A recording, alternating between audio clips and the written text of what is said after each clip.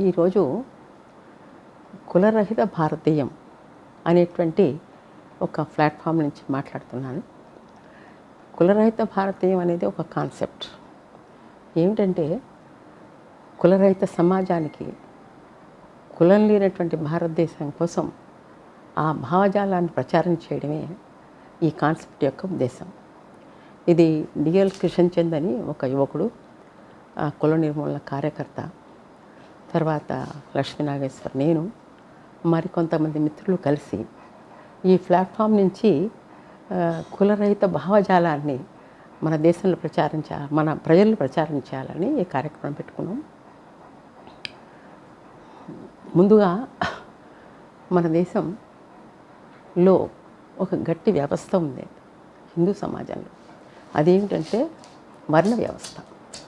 ఈ వర్ణ వ్యవస్థ వేదకాలం తర్వాత పురాణ కాలం నుంచి మన దేశంలో ఉంది. చాలా గట్టి వ్యవస్థ, చాతుర్వర్ణ వ్యవస్థ.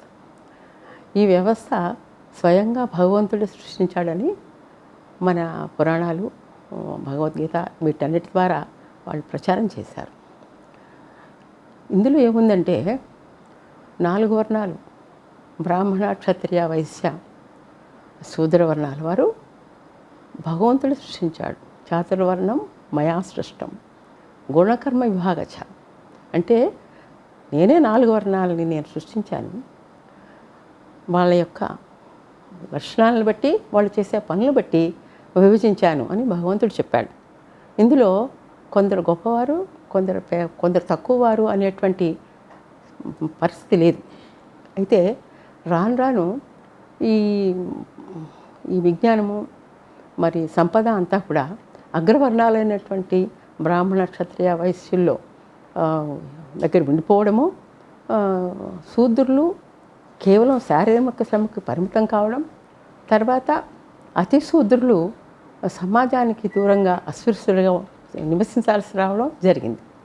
ఈ వర్ణ వ్యవస్థ వల్ల సమాజంలో కొందరు భూసురులు, అంటే భూమి మీద తిరిగాడే దేవతలుగాను, మరికొందరు చిట్ట చివరిలో సమాజంలో ఎవరూ చేయనటువంటి పనులు, చాలా సమాజానికి ఉపయోగకరమైనటువంటి పనులు చేస్తూ కూడా నీచాతి నీచమైనటువంటి జీవితం, అస్పృశ్యులుగా ఊరికి దూరంగా జీవించి రావడం జరిగింది. ఈ మధ్యలో మిగతా వర్ణాల వారు అందరూ కూడా అమర్చబడ్డారు. ఈ వర్ణ వ్యవస్థలో ప్రతి వర్ణ వ్యవస్థ యొక్క మరొక రూపం, వాటి నుంచి ఉద్భవించినదే కుల వ్యవస్థ. ఈ కుల వ్యవస్థలో ప్రతి కులం వారు వేరొక కులం వారి కన్నా గొప్పవారు, మరొక కులాల వారు, కొన్ని కులాల వారికి తక్కువ వారు ఉన్నటువంటి నిచ్చెన మెట్ల సమాజం ఏర్పాటు చేయడం జరిగింది. దీనివల్ల దీన్ని ఎవరు ప్రతిఘటించడంగా అయిపోయింది. ఇది ఇట్లాంటి అస్పృశ్యత మనతో పాటు పుట్టినటువంటి మన తోటి మానవులు వాళ్ళని చాలా నీచంగా దూరంగా పెట్టడం, వాళ్ళ నుంచి మనకి చాలా అవసరమైనటువంటి పనులు చేయించుకోవడం అనేది చాలా అమానవీయమైన విషయం. దీన్ని మనం సభ్య సమాజం హర్షించడానికి వీల్లేదు. ఇట్లాంటి వ్యవస్థను రూపుమాపాల్సిన అవసరం ఎంతైనా ఉంది. అందువల్ల మనం స్వతంత్రానికి ముందు ఎట్లాంటి మన రాజ్యాంగం అమల్లో ఉన్నా, మనకి స్వతంత్రం తర్వాత మన భారతీయ రాజ్యాంగం ప్రకారం అందరూ సమానం. సమాజంలో ఉన్న ప్రతి ఒక్కరూ వారి యొక్క హక్కును బట్టి, వారి యొక్క నైపుణ్యాన్ని బట్టి, వాళ్ళ యొక్క తెలివితేటలను బట్టి వాళ్ళు పొందగలిగినటువంటి సముచిత స్థానాన్ని పొందగలిగేటువంటి పరిస్థితి ఏర్పాటు కావాలి. అలాంటి పరిస్థితి రావాలంటే కుల నిర్మూలన జరగాలి. కులరహిత సమాజం ఒక్కటే దీనికి ఇట్లాంటి పరిస్థితిని తీసుకొస్తుంది. కేవలం రాజకీయ స్వాతంత్రం సరిపోదు, సంఘ సమానత్వం, అంటే సామాజిక సమానత్వం కూడా మనకి తప్పకుండా రావాలి అనేటువంటి ఉద్దేశంతో ఈ ప్రచార కార్యక్రమాన్ని చేపట్టాం. ఇందులో భాగంగా కులాంతర వివాహాలు చేసుకున్నటువంటి దంపతులతో పరిచయ కార్యక్రమం మొదలుపెట్టాం. వాళ్ళు జీవితాన్ని ఎలా ఎదుర్కొంటున్నారు, కులాంతర వివాహాలు ఇప్పుడు ప్రస్తుత కాలంలో కొన్ని కేసుల్లో కుల honour killings, caste based honour కిల్లింగ్స్కి దారితీస్తున్నాయి. ఒక 2 కులాల మధ్య వివాహం జరిగితే అది ఉన్నతమైనట్టు అగ్రవర్ణానికి చెందినవారు ఆ తక్కువ వర్ణానికి చెందినటువంటి అబ్బాయిని కానీ అమ్మాయిని కానీ చంపి పారేయడం జరుగుతోంది. ఇది చాలా దుర్మార్గమైనటువంటి విషయం. తల్లిదండ్రులే తలుచుకుని ఇట్లా తమ బిడ్డల జీవితాలను నాశనం చేస్తున్నారు. అందువల్ల కుల వ్యవస్థ యొక్క వికృత రూపం కుల కుల హత్యలు వాటిని నివారించాలంటే ప్రజల్లో కుల వ్యవస్థ పట్ల సరైన అవగాహన కావాలి. కులం లేకుండానే ప్రజలందరూ సుఖంగా జీవించవచ్చు. సమాజ నిర్మాణానికి కులం చాలా అడ్డంగా నిలిచింది అనే విషయాన్ని ప్రజలు గ్రహించాలి.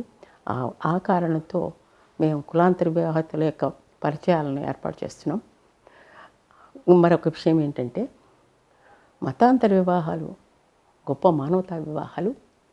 ఇద్దరు మనుషులు ఒకరికొకరు తగి ఉన్నప్పుడు, కలిసి జీవించాలనుకున్నప్పుడు వివాహం ద్వారా కలిసి ఉండడానికి మతం అడ్డు రాకూడదు.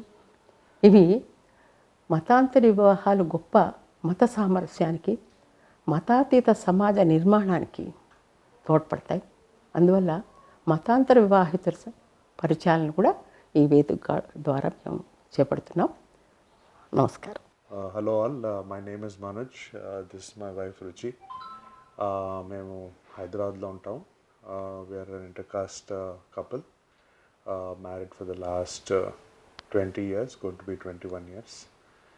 And మేము నేను తెలుగు, ఇంకా మా వైఫ్ రుచి ఏమో షీఈ్ హిందీ, ఫ్రమ్ ఢిల్లీ. కానీ ఆమె పుట్టి పెరిగింది హైదరాబాదే. మేము జాబ్ చేస్తున్నప్పుడు ఫస్ట్ జాబ్ చేస్తున్నప్పుడు కలిసాము. సో దాని ముందు నేను హైదరాబాద్లో పుట్టి పెరిగాను. సో నా స్కూలింగ్ అంతా హైదరాబాద్ పబ్లిక్ స్కూల్ బేగంపేటలో అయింది.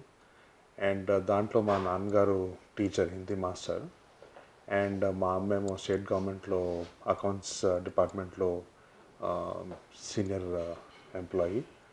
కానీ వాళ్ళిద్దరూ టీచర్ అయినా కానీ అకౌంట్స్ అయినా కానీ చిన్నప్పటి నుంచి నాకు తెలిసినప్పటి నుంచి వాళ్ళు వేరియస్ సోషల్ కాజెస్లో ఇన్వాల్వ్ అయ్యారు. మెయిన్ ఏంటంటే కులనిర్మూలన సంఘాన్ని ఇంటర్కాస్ట్ మ్యారేజెస్ ప్రమోట్ చేసి వాళ్ళని హెల్ప్ చేయడానికి ఉన్న ఆర్గనైజేషన్ వాళ్ళు one of the founding members.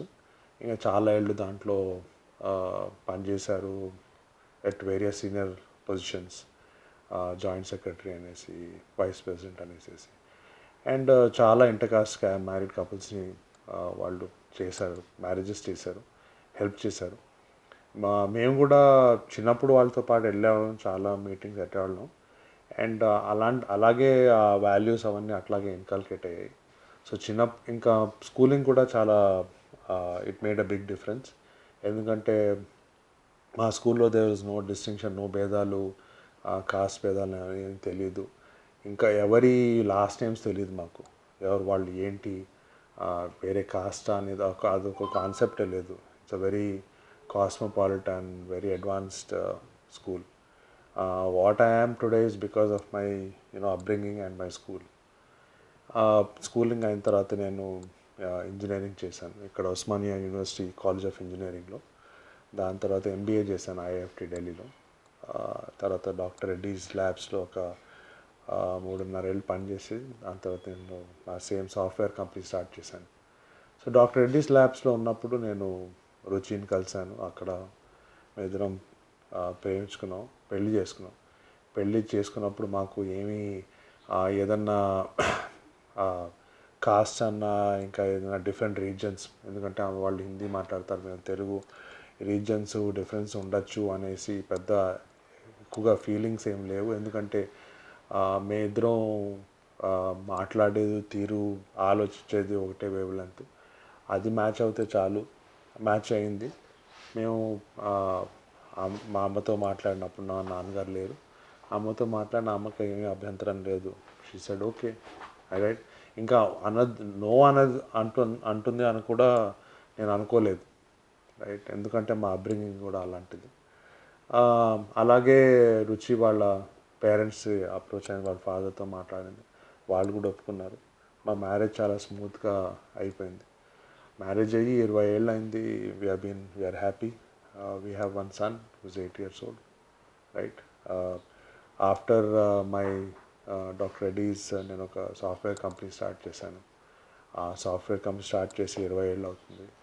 It is doing well. We have about 60 employees. So that is my journey till date.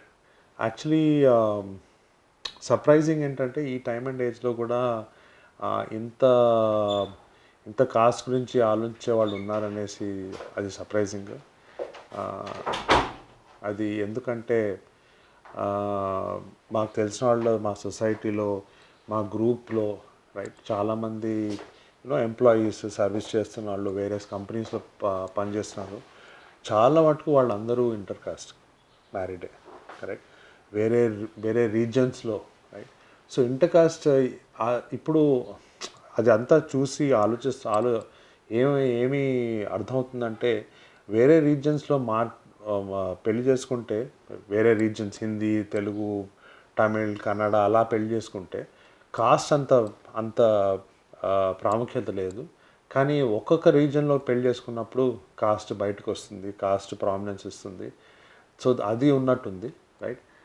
ఎందుకంటే తెలుగు వాళ్ళు లేకపోతే కన్నడ తమిళ్లో వాళ్ళిద్దరూ పెళ్లి చేసుకున్నప్పుడు కాస్ట్ ఎక్కువ ఫ్యాక్టర్ లాగా అనిపిస్తుంది. సో కానీ ఈ టైమ్ అండ్ ఏజ్లో చదువుకున్నప్పుడు అందరూ బాగా సంపాదిస్తున్నప్పుడు యుఎస్కి వెళ్తున్నప్పుడు వేరే చాలా దేశాలకు వెళ్తున్నప్పుడు ఇంత కాస్ట్ ఫీలింగ్ ఇంకా ఉన్నందుకు ఏమి చెప్పాలంటే అసలు మెయిన్ ప్రాబ్లం ఏంటంటే మన యాక్టివ్లీ కాస్ట్ ఎరాడికేషన్ అనేది గవర్నమెంట్ మాట్లాడుతుంది కానీ యాక్టివ్గా ఏమీ చేయలేదు దాని గురించి. దానివల్లే ఇదంతా ఈ సిచ్యువేషన్ ఇవాళ ఉందనేసి నేను మనం ప్రతిసారి ఏ ఎలక్షన్ అయినా కానీ మనం చదివేది ఏంటంటే కాస్ట్ బేస్డ్ పాలిటిక్స్ అనేసి right. That is the common factor అది right. So you have any opinion on this? Yeah, I don't know how much of this is to do with the government. I think it is more to do with individuals versus the government in some manner. Um, in a way, people have this whole sense of belonging, but it has reached an extreme.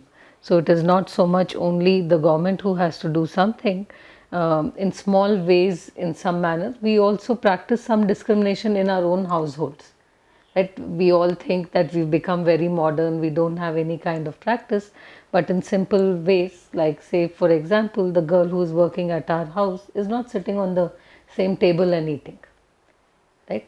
So we have not changed that. Maybe we have become a little bit modern, we think we are a little bit modern compared to someone else. So till we really become even more strong that I will not tolerate it, I will not, or I see someone like me does not even know enough about caste. When I saw this movie Article 15, I realized how bad it was. Till that time we were living in our cocoon world. So that also, that we've become very educated, but it is something that we want to be blind to. We want to ignore it rather than do something about it. So in our own world, whatever things are going well, so we think things are good. So I think in some way this whole lack of awareness is also something that is making it even more prominent. So economic security is very important, right? And female ఏమంటారు equality is also, marriage equality is also important. Both as not only the woman should be financially independent, right? And the person should be working. They should be mature enough to make a decision, right? So మనం అంటారు చూడండి, ప్రేమించుకుంటే చాలు ఇంకా ఏం అవసరం లేదనేసి. అది actually correct కాదు అసలు, రైట్. ఎందుకంటే ఉన్న ఏమంటారు వాళ్ళ వేవ్ లెంత్ మ్యాచ్ అవ్వాలి, రైట్. వాళ్ళిద్దరు ఒకటేలాగా ఆలోచించాలి. దట్ మన male dominate society, we must admit it, right. So the man should be liberal enough to encourage the woman to be independent, right? So అప్పుడు ఏమవుతుందంటే కింద మీద వచ్చినా కానేసి the the the wife, the female, she can take the brunt, right? నా lower కాస్ట్లో ఏంటంటే typically ఏమవుతుందంటే అది ఇక్కడ కొంచెం liberated economy people who are doing better, అంటే కొంచెం డబ్బులు ఉన్న వాళ్ళు, జాబ్ చేస్తున్న వాళ్ళు, రైట్, కొంచెం ఇండిపెండెంట్ థింకింగ్ కూడా వస్తుంది, రైట్. సో అప్పుడు ఇండిపెండెంట్ థింక్ వచ్చినప్పుడు వాళ్ళు డెసిషన్ కూడా తీసుకోగలరు, రైట్. కానీ లోవర్ కాస్ట్లో ఇండిపెండెన్స్ లేదు, రైట్, జాబ్ లేదు, డబ్బులు లేవు, ఆ థింకింగ్ కూడా లేదు, రైట్, రైట్. సో ఎందుకంటే వాళ్ళ ఐదర్ ఇంట్లో డిపెండెంట్, లేకపోతే బయట తర్వాత పెళ్ళి తర్వాత హస్బెండ్ డిపెండెంట్, వాళ్ళ మైండ్లో డిపెండెంట్ అనేదే ఉంది, రైట్. సో వాళ్ళు ఎవరన్నా ప్రేమించినా కానీ ధైర్యం లేదు పెళ్లి చేసుకోవడానికి, రైట్. ఎందుకంటే పెళ్లి చేసుకున్నా కానీ తర్వాత నిలబడడానికి ధైర్యం ఉండదు, రైట్. అన్నిటికీ ధైర్యం కావాలి. ధైర్యం కావాలంటే కొంచెం డబ్బులు డెఫినెట్లీ కావాలి. ఎందుకంటే ధైర్యం అంటే గుండె ధైర్యమే కాదు, మనంతటా మనం దూరంగా ఉండగలమా లేదా అనే ధైర్యం కూడా ఉండాలి, రైట్. అది ఇంపార్టెంట్. అందుకోసమే ఇక్కడ ఎక్కువ ప్రాబ్లమ్స్ అవుతున్నాయి లోవర్ కాస్ట్లో ఇంటర్ కాస్ట్ అవ్వడానికి. అవ్వట్లేదని కాదు, రైట్, అక్కడ కూడా అవుతున్నాయి. కానీ వాళ్ళు చదువుకున్న తర్వాత, బయటకు వచ్చిన తర్వాత, జాబ్ చేస్తున్న తర్వాత అక్కడ అవుతున్నాయి. So definitely economic progress is helping inter caste progress. In some ways, some things have not changed at all. So, for example, I used to work before, I continue to work before. Some things have not changed at all. And some things have changed. For example, like our food is a little more fusion food. It is not North Indian, it is not South Indian, it is a combination of the two. So, food habits have changed. I think in some manner also how we are raising our son has changed. You have friends who are both from both societies, communities. So some of those kind of changes is what I would say is definitely there, and it has also opened my mind to different ways of living. Because we've had 20 years of very happy married life, okay, and I guess I had hope and guess it will continue, right. And so నేను చాలా మారాను as a person, as an individual, as as a husband, as somebody in society, okay. Because culturally చాలా differences ఉన్నాయి, చాలా differences culturally, right. వాళ్ళు north Indians, Hindi వాళ్ళు ఎలా ఉంటారు, ఎలా మాట్లాడతారు, ఎలా ట్రీట్ చేస్తారు అదర్ని, వేరే వాళ్ళని, వాళ్ళ పర్సెప్షన్, థాట్ ప్రాసెస్ ఏంటి, మనం ఎలా ఉంటాం, మనం ఎలా ట్రీట్ చేస్తాం, చాలా డిఫరెన్సెస్. ఇంట్లో ఎలా ఉంటారు, సో చిన్న చిన్నవి, రైట్. మనకి పెరుగు తింటే జలుబు చేస్తుంది, జలుబు ఉన్నప్పుడు, రైట్. వాళ్ళకి చలవ చేస్తుంది జలుబు ఉన్నప్పుడు. చిన్నవాటి నుంచి పెద్దవాటికి చాలా డిఫరెన్స్ ఉంటాయి. సో అవన్నీ ఇంకేంటంటే మేము పెళ్ళినప్పుడు అయినప్పటి నుంచి అమ్మ మాతోటే ఉంది, రైట్. సో అందరినీ సర్దించుకుంటూ మేనేజ్ చేసుకుంటూ రావాలి, రైట్. అది సక్సెస్ఫుల్గా చేసాం. సో అమ్మ హ్యాపీగా ఉందనేసి నేను కాన్ఫిడెంట్గా చెప్పగలను, రైట్. అప్పుడప్పుడు చిన్న ఉంటాయి కానీ mostly I think she is very happy. And this is because I was able to bridge the gap, okay. So నా పర్సనలీ ఏంటంటే కొన్ని కల్చరల్గా, సో ఆతిథ్యం ఎలా చేస్తుంది, వాళ్ళు చేసే తీరు అసలు కంప్లీట్లీ వేరే. ఎప్పుడు వచ్చినా కానీ చాలా ఆతిథ్యం ఉంటుంది, మనం కొంచెం తక్కువ ఉంటుంది మనది, రైట్. సో అది మారింది, రైట్. అలాగూ చాలా చెప్పచ్చు, అంటే but what I can say is that definitely I have improved for the better and made a better person because I married somebody who is different from me. ఇప్పుడు చాలా మారిపోయింది, last 10 years 15 yearsలో చాలా మారిపోయింది. ఇది ఇంటర్నెట్ ఏజ్, రైట్. ఇది phone age, mobile age, right. ఇప్పుడున్న ఉద్యమాలన్నీ చాలా వరకు కొంచెం పెద్దవాళ్ళు 40-50 దాటిన వాళ్ళు చేస్తున్న ఉద్యమాలే, రైట్. వాళ్ళు కానీ ఏ ఉద్యమైనా సక్సీడ్ అవ్వాలంటే చిన్నవాళ్ళు ఇన్వాల్వ్ ఉండాలి. ఈ ఉద్యమాల్లో చిన్నవాళ్ళు ఇన్వాల్వ్ లేరు, రైట్. ఎందుకంటే ఈ ఉద్యమాలు మాట్లాడే లాంగ్వేజ్ కమ్యూనికేషను ఎవరికి ఆ చిన్నవాళ్ళు ఎవరికి అర్థం కాదు. Okay, right. సో అది మారాలి, రైట్.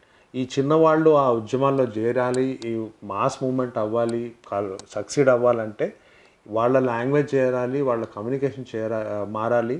ఇంకా వాళ్ళు అర్థం చేసుకోవాలి ఇప్పుడు మారిన సొసైటీ, మారిన ట్రెండ్స్ అవసరం, ఇప్పుడు వీళ్ళకి అవసరం ఏంటి, రైట్.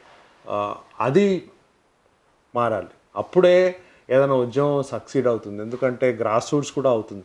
ఎందుకంటే ఇప్పుడు మనం మాట్లాడే తీరు వేరే, మనం ఆలోచించే తీరు వేరే. మనం నీతోటి నేను ఫేస్ టు ఫేస్ మాట్లాడకపోవచ్చు, ఫోన్ అన్నా, మెసేజ్ అన్నా, ఎస్ఎంఎస్ అన్నా, లేకపోతే ఇంకెక్కడ ఏదైనా చేయొచ్చు, కానీ రైట్ ఫేస్ టు ఫేస్ మాట్లాడేది తక్కువ. అలా టైంలో ఎలా కమ్యూనికేట్ చేయాలనేసి వీళ్ళు పెద్దవాళ్ళు కష్టం.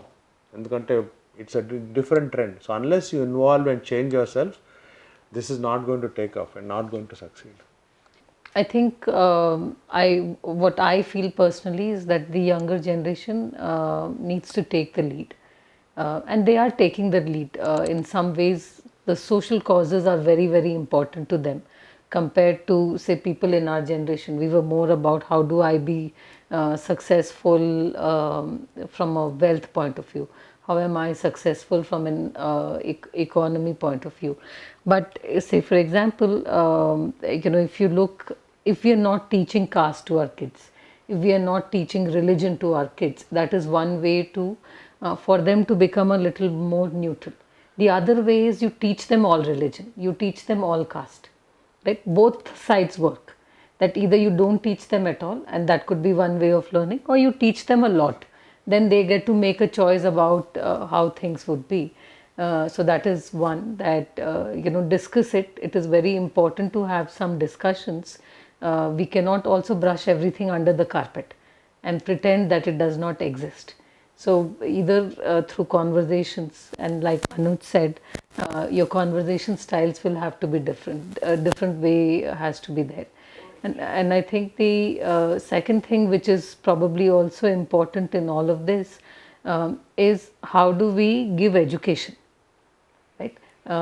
Can we make the quality of our education better? Can we make the quality of that quality education available in many more places than it is available right now? Once that education starts, then you will see it. It is not going to be an overnight revolution. It will take several years still for it to overcome. So that's how I look at it. So actually one of the things, when last time government and government should involve, government has a very strong role to play in all of this education, or to make a conscious effort, right? Government involve అవుతే చాలా అవుతాయి.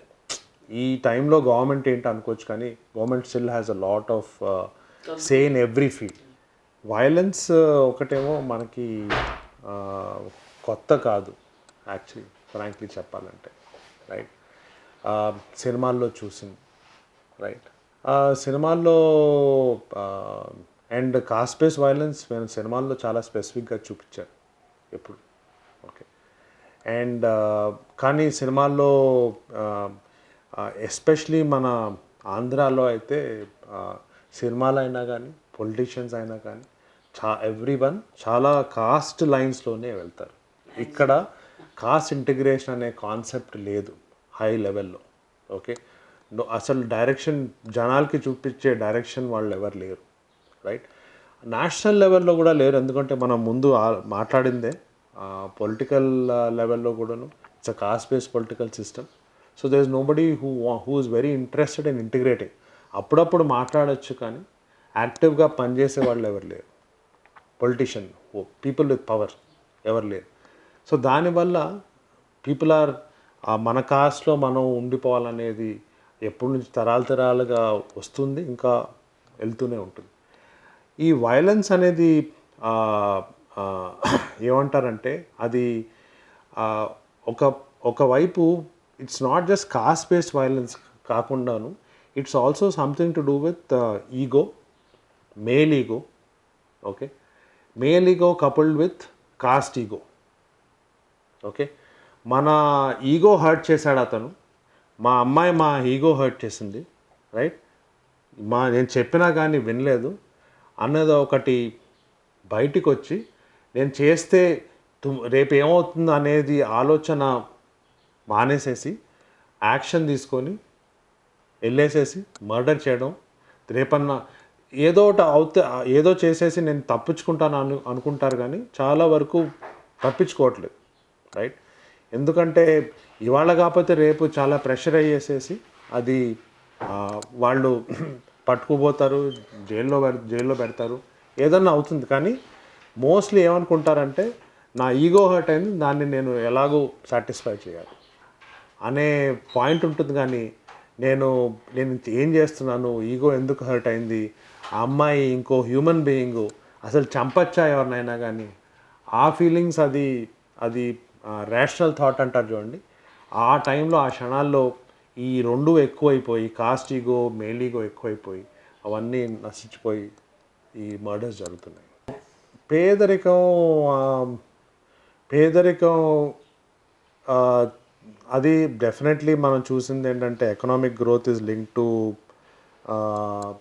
To eradication of cost, correct. Economic growth is also link to education. Okay, so మంచి education ఉండేసి, మంచి schooling అయ్యేసి, job opportunities అయితే ఇప్పుడు చాలా ఉన్నాయి, లేవని కాదు, కానీ జాబ్ ఆపర్చునిటీస్ అన్నీ ఎడ్యుకేషన్కి లింక్ వేసి ఉన్నాయి, రైట్. ఎడ్యుకేషన్ లేకుండా మంచి జాబ్ రాదు, రైట్. మంచి జాబ్ వస్తే మనమే కాదు మన ఫ్యామిలీ కూడా అందరూ దే విల్ ప్రాస్పర్, చాలా బాగుంటారు. అప్పుడు మనం ఇంకో స్థాయిలో మాట్లాడి, ఇంకో స్థాయిలో పెళ్లి చేసుకోవచ్చు, ఇంకో స్థాయిలో బతకచ్చు, జీవించవచ్చు. సో ఇదంతా important, right. Economic is very important, education is more important. So just that that మనం మెట్రోస్లో ఉన్నాము, మనం ఇలా ఇంటర్కాస్ట్ చేసుకున్నాము, మా సొసైటీ మాకు తెలిసిన వాళ్ళందరూ కూడా ఇంటర్కాస్ట్ చేసుకున్నారు. మాకు అదొక సపరేట్, డిఫరెంట్, ఎక్స్క్లూజివ్ అనేది అనిపించదు. కానీ మా రుచి చెప్పినట్టు మేము కకూన్లో ఉన్నాం. ఎందుకంటే మాకు తెలిసిన వాళ్ళు మా స్థాయిలో ఉన్న వాళ్ళే మీతో మాట్లాడతాం, వాళ్ళందరూ అవుటేలాగా ఉంటారు. సో మేము అనుకుంటాం అందరూ అలాగే ఉన్నారేమో, అందరూ బాగున్నారేమో అని. కానీ అది కాదు, రైట్. మనం న్యూస్లో చదివేది, మనం టీవీలో చూసేది ఏంటంటే బయట సిచ్యువేషన్ చాలా డిఫరెంట్, చాలా బ్యాడ్గా ఉంది. అండ్ మనం ఇలాంటి మీరు చేసే కాన్వర్జేషన్స్ చాలా హోప్ఫుల్లీ ప్రజలు చూసి కొంచెం అప్రిషియేట్ చేసి వాళ్ళకి అండర్స్టాండింగ్ వస్తుంది, వాళ్ళు ఈ సొసైటీలో కొంచెం హెల్ప్ చేస్తుంది అనేసి I hope this will help, right. So I'm happy, I'm thankful that you are doing this program and wish you all the best. Hope to see a change in everyone who's watching it, as well as in us, and lots of success, that India becomes a better place. నేను మా madam దగ్గర duty చేసినప్పుడు 2 సార్లు 3 సార్లు అట్లా మీటింగ్కి వెళ్ళడం జరిగింది. దాంతో నేను కూడా ఇంటర్ క్యాస్ట్ చేసుకోవాలని అనిపించింది. మా ఫ్రెండ్ వాళ్ళ చెప్పాడు ఇట్లా ఉంది అమ్మాయి అని చెప్తే ఊరెళ్ళాము. సిద్దిపేట అమ్మాయి అలా చెప్తే తెలిస్తే సిద్దిపేటలో తీసుకొచ్చుకొని వాళ్ళ నాన్న వచ్చారు, మా అక్క వాళ్ళందరూ కలిపి, ఫ్యామిలీ అందరూ కలిపి 2009లో మార్చి 13లో మా పెళ్లి జరిగింది యాదగిరిగుట్టలో. ఆ తర్వాత మేము మంచిగా సెటిల్ ఉన్నాము. మాది గజ్వేల్ దగ్గర రాయపూర్. మా అక్క వాళ్ళు అక్కడే చదువుకొని అక్కడే ఉన్నాను నేను. మా మిస్సెస్ వచ్చేసి సిద్దిపేట దగ్గర లింగారెడ్డిపల్లి విలేజ్. మా ఫ్రెండ్ ద్వారా ఆమె పరిచయం అయ్యి అట్లా ఇంటర్ కాస్ట్ మ్యారేజ్ చేసుకుంటానే వాళ్ళ బంధువులు ఉన్నారని అడిగితే సరే అని ఒప్పుకుంటే మేము మా అక్క వాళ్ళ దగ్గరికి పోయి ఇట్లా ఉందని చెప్తే సరే ఏ క్యాస్ట్ అయితే ఏముందనేది ఉద్దేశంతో మేము ముందుకెళ్ళి యాదగిరిగుట్టలో 2009లో మ్యారేజ్ జరిగింది. ఇంతవరకు అయితే మాకు క్యాస్ట్ ఇది యాదవ్స్ మేము రెడ్డిస్ అనేది ఇంతవరకు అయితే మాకు ఎప్పుడు అనిపించలేదు. సమాజంలో కానీ ఎక్కడ ఉన్నా కానీ మేము అట్లా వేరే ఉద్దేశం కానీ మాకు అనిపించలేదు. అందరు సమానంగా ఉండాలని అనుకొని మేము మా ఫ్యామిలీ కానీ మా అక్క వాళ్ళు కానీ ఎవరైనా సరే కానీ వేరే క్యాస్ట్ అనే ఉద్దేశం మా బంధువులలో కానీ ఎక్కడ కానీ అనిపించలేదు. మెయిన్ అది. దాని ద్వారా మా పెద్దనాన్న మనమడు కూడా తమిళ అమ్మాయిని పెళ్లి చేసుకున్నాడు. మా తమ్ముడు కూడా బేస్తవాళ్ళ అమ్మాయి, మేము రెడ్డి అయినా సరే మా తమ్ముడు రెడ్డి కానీ బేస్తవాళ్ళ అమ్మాయికి రామ్నగర్లో పెళ్లి చేసుకున్నాడు.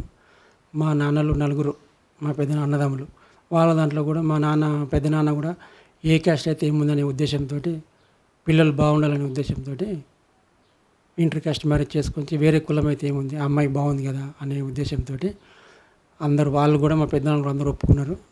మా పెళ్ళి కూడా మా అక్క బావ దగ్గర ఉండి పెళ్లి చేశారు. మేము ఎప్పుడూ అందరూ ఈ బంధువుల ఇళ్ళకి వెళ్ళాం కానీ మాది ఈ అమ్మాయి క్యాస్ట్ అనే ఫీలింగే రాదు మాకు అసలు. మా అక్క వాళ్ళకి కానీ మాకు కానీ ఎప్పుడు రాని, వాళ్ళు యాదవ్స్ మేము రెడ్డీస్, పూజలు పునస్కారాలు అవన్నీ ఏమన్నా మాకు ఏమనిపించవు. మాది బంధువులతో అందరూ కలుపుకోయే ఉద్దేశంతో మేమందరం బాగానే స్థిరపడ్డాము. ఇంకా మా పెద్దమ్మ వాళ్ళ కొడుకు ఉండి ఇట్లా అబ్బాయి బాగుంటాడరా చేసుకో నువ్వు అంటే కొన్ని రోజులు ఆలోచన చేసిన నేను. మేము యాదవ్స్ ఆయనే రెడ్డిస్ కదా ఏమనుకుంటారేమో అన్న కొంచెం ఆలోచన పడ్డా. మా ఇంటి ముందర చిన్న బాబు ఉంటాడు, ఆయనకు చెప్పాను నాకు మా అమ్మలే చనిపోయింది, నాన్నున్నాడు, ఇద్దరు తమ్ముళ్ళు చిన్నవాళ్ళని తమ్ముల కోసం మా ఆయన ఉంటి. ఇంకా మా అన్న ఉండి చాలా మంచివాడు, అబ్బాయి నువ్వు చేసుకుంటే నీ లైఫ్ సెటిల్ అవుతుందిరా చూడు అని మా అన్నయ్య చాలా చేసిండు. ఆ తర్వాతకి నేను మా ఇంటి ముందర చిన్న బాబుకు చెప్పాను, బాబాయ్ ఇలా ఉన్నాడు అబ్బాయి, నన్ను ఇలా పెళ్లి చేసుకుంటా అంటుండు బాబాయ్, మరి ఎలా అంటే ఆయన కూడా సంతోషపడ్డాడు. నేను చిన్నప్పటి నుంచి చూస్తున్నా, నువ్వు చాలా కష్టాలు అనుభవించినవరా, చేసుకో, నువ్వు చేసుకుంటే చాలా హ్యాపీగా ఉంటావు నాకు కూడా అనిపిస్తుంది, ఆ అబ్బాయిని రమ్మని మనం ఇక్కడ చేద్దాం పెళ్ళి అంటే ఈయన అక్కడికి రాలే ఫస్ట్. తర్వాతకి మళ్ళీ అందరం ఒప్పుకొని వీళ్ళ అక్కకు వీళ్ళ బావకి చెప్పాడు. ఎట్లా ఉంటే ఇలా బావ చూసి సరే చేసుకుందాంరా బాగానే ఉంది అమ్మాయి అనేసి అందరు ఒప్పుకున్నారు. ఇప్పుడైతే చాలా హ్యాపీగానే ఉంటున్నాం మేమైతే. నాకు ఇంతవరకు అయితే ఏమి ఇబ్బందులు ఏం లేవు. మా ఫ్యామిలీలో అందరూ బాగానే చూసుకుంటారు, మా ఇంట్లో కూడా బాగానే చూసుకుంటారు, తమ్ముళ్ళు వాళ్ళు బాగానే చూసుకుంటారు, ఈయన కూడా అక్కడికి వస్తాడు, బాగానే ఉన్నాయి మా రెండు ఫ్యామిలీలు. ఇంతవరకు అయితే మా అక్కకి క్యాస్ట్ చేసుకుంది అన్న ఫీలింగ్ అయితే లేదు. మా తమ్ముడు వాళ్ళకి వాళ్ళు చాలా హ్యాపీగా ఫీల్ అవుతారు, మేము కూడా చాలా హ్యాపీ ఫీల్ అవుతున్నాం. నాకు అత్తింటి వాళ్ళతో ఎవరితో ఏం సమస్య లేదు. ఏదున్నా మా ఆడపడుచును మా అన్ననే చూసుకుంటారు. ఇంకా మా తమ్ముళ్ళ వాళ్ళు ఎక్కువ మా ఆడపడుచు భర్తనే నన్ను ఎక్కువ చూసుకుంటాడు ఆయన్నే. మా ఇద్దరు అబ్బాయిలు పుట్టినా కానీ ఇంకా అమ్మ లేదు కానీ 2 కాన్పులు మా ఆడపడుచే చేసింది, ఆమెనే చూసుకుంది. ఇప్పటికి కూడా మా ఆమెనే చూసుకుంటుంది. ప్రతి పండుగకి పిలుస్తాం, వాళ్ళ అల్లుళ్ళు వస్తారు, వాళ్ళ కూతుర్లు వస్తారు. అలా కూడా నేను ఈమె యాదవ్ అమ్మాయి అన్న ఫీలింగ్స్ లేకుండా నన్ను అలా చాలా కలుపుకుంటారు వాళ్ళు కూడా. ఇలా ఎందుకు పెద్దవాళ్ళు కూడా ఇలా ఎందుకు ఒప్పుకుంటలేరు, చాలా అందరూ హ్యాపీగానే ఉంటారు కదా, అలా ఒప్పుకుంటే ఇలా అచ్చలు కావు కదా అని కొంచెం ఫీల్ అవుతుంటాను అంతే. ఎందుకు అర్థం చేసుకుంటలేరు, లైఫ్లో అందరూ బాగానే ఉంటారు కదా, అర్థం చేసుకుంటే ఇవి జరిగాయి కదా అన్నప్పుడు బాధగా అనిపిస్తుంది అంతే. ప్రేమించుకొని పెళ్లి చేసుకున్నా కానీ వాళ్ళు అర్థం చేసుకోక వాళ్ళు అట్లా తల్లిదండ్రులు ఇప్పుడు అల్లుడిని చంపించారు. అల్లుడు మరి బిడ్డే భవిష్యత్తు ఏమవుతుంది అనేది ఆలోచన తర్వాత తెలుస్తుంది వాళ్ళకు. ఏదో వాళ్ళు వీళ్ళు కలిసి ఒక గ్యాంగ్ లేకపోయి చంపేయడము, ఆ తర్వాత బిడ్డ బతికి ఆగమవుతుంది అనేది వాళ్ళకి తెలియదు. తర్వాత ఇప్పుడు అంత పోలీస్ కేసు అది ఇది అంతా అయిపోయిన తర్వాత ఇప్పుడు బాధపడతారు. మొన్న కూడా అట్లనే అమృత కేసు కూడా అట్లనే జరిగింది, హేమంత్ మన మియాపూర్లో అలా జరిగింది. ఇలా అన్నీ జరుగుతున్నాయి కానీ అర్థం చేసుకుంటే బాగుంటారు, ఫ్యామిలీలు అందరూ కలిసిపోతే బాగుంటుంది అనే ఉద్దేశం నాది. నేను ముందుకు నిలబడి కూడా 2-3 పెళ్ళి కూడా నేను చేశాను. నన్ను కొట్టారు కూడా, కొడుతందుకు కూడా వచ్చారు, పడ్డాము, అయినా కానీ పెళ్ళి చేశాము. డబ్బు విషయం అని కాదు కానీ వేరే వాళ్ళు చేసుకుంటారు పెళ్ళిళ్ళు కూడా, చాలామందికి నడుస్తున్నాయి పెళ్ళిళ్ళు చేసుకుంటారు, బాగానే ఉంటారు. కానీ ఎక్కడో కొంచెం లోపం వచ్చి వాళ్ళు అల్లుడు వేరే కులం అనేది, బిడ్డ వేరే కులం అనేది తోటి వాళ్ళు కొంచెం డిస్కషన్లోకి వచ్చి వాళ్ళు ఏదో చేయాలనే ఉద్దేశంతో అనుకుంటారు. కానీ వాళ్ళు మంచిగా అర్థం చేసుకుంటే ఫ్యూచర్ బాగుంటుంది వాళ్ళది కూడా. అట్లా ఇప్పుడు మారుతిరావు అమృత కేసు అవన్నీ ఏమైంది, ఇప్పుడు లాస్ట్కు బిడ్డ ఎక్కడో బతుకుతుంది ఆ కొడుకుని చూసుకుంటూ. వాళ్ళ ఫ్యామిలీ ఇప్పుడు ఎలా అయింది, చాలా రోడ్డు మీద వచ్చి పడ్డట్టు అయిపోయింది. అందరూ బాగుంటే ఇప్పుడు హేమంత్ కూడా ఎలా ఉన్నది, కేసులు నడుస్తాయి, కథ కార్ఖానా అవన్నీ ఉంటాయి. ఇక అర్థం చేసుకొని ముందుకెళ్తే చాలా సంతోషంగా ఉంటారు. మాకైతే ఇంతవరకు అయితే మీరు ఇంటర్ క్యాస్ట్ మ్యారేజ్ చేసుకున్నారు, మీరు పక్కకు ఉండండి తినండి అనే ఉద్దేశం అయితే లేదు, ఇంతవరకు రాలేదు, రాబోదు కూడా. అది నేను చెప్పే సమాజం. ఇట్లా కొన్ని అచ్చలు జరుగుతున్నాయి అవే కొంచెం బాధగా అనిపిస్తుంది. అంతే కొంచెం అర్థం చేసుకుంటే బాగుంటుంది కదా. వాళ్ళు ఇష్టపడే చేసుకుంటారు కదా, కష్టమో నిష్ఠురమో ఇంకా వాళ్ళ బతుకు వాళ్ళ లైఫ్ వాళ్ళకు ఉంటుంది. వీళ్ళు ఎందుకు సహకరిస్తలేరేమో తెలియదు. నేను కూడా ఆలోచన చేసిన, ఆయన రెడ్డిస్ మనం యాదవ్స్ కదా ఎలా ఉంటుంది ఇట్లా అంటారు కదా అని ఆలోచన చేసి చాలా లాస్ట్కి ఇంకా నాకు మా చిన్న తమ్ముడు నాకు బాగా సలహా ఇచ్చాడు. ఆయన కూడా నువ్వు వెళ్ళి చేసుకో, మా గురించి చూస్తే నీ లైఫ్ ఖరాబ్ అవుతుంది, నాకు ఎవరైతే నీ లైఫ్ బాగుంటే చాలా మాకు అంత అనేసి ఆయన కూడా బాగా సపోర్ట్ ఇచ్చాడు.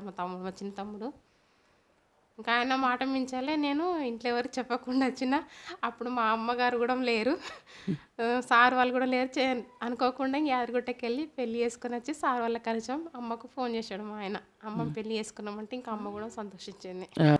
ఈ కార్యక్రమంలో మీరు మనీష్ రుచి వారి యొక్క వివాహం గురించి తెలుసుకున్నారు. ఆ దంపతులు ఎంత ఆదర్శంగా సుఖవంతంగా తమ జీవితాన్ని నడిపిస్తున్నారో మీరు గ్రహించారు. అలాగే లచ్చిరెడ్డి భాగ్యలక్ష్మి వారు సమాజంలో కింద స్థాయికి అంటే వర్కింగ్ క్లాస్కి చెందినవారు, గ్రామీణ నేపథ్యం నుంచి వచ్చారు. వారిద్దరూ కూడా కులాంతర వివాహం చేసుకుని వాళ్ళ యొక్క కుటుంబాలతో సహా వాళ్ళు సుఖంగా జీవిస్తున్నారు. ఈ విధంగా వీరి అనుభవాల ద్వారా మనం గ్రహించాల్సింది, కులం లేకుండానే రెండు కులాల మధ్య వివాహం చేసుకున్న అటువారు ఇటువారు అందరూ కలిసిమెలిసి హాయిగా ఉండొచ్చు, దంపతులు సుఖంగా జీవించవచ్చు, పిల్లల్ని బాగా చదివించుకోవచ్చు, ఆదర్శ పౌరులుగా తమ కర్తవ్యాన్ని నిర్వహించవచ్చు అని మనం తెలుసుకుంటున్నాం. నమస్కారం.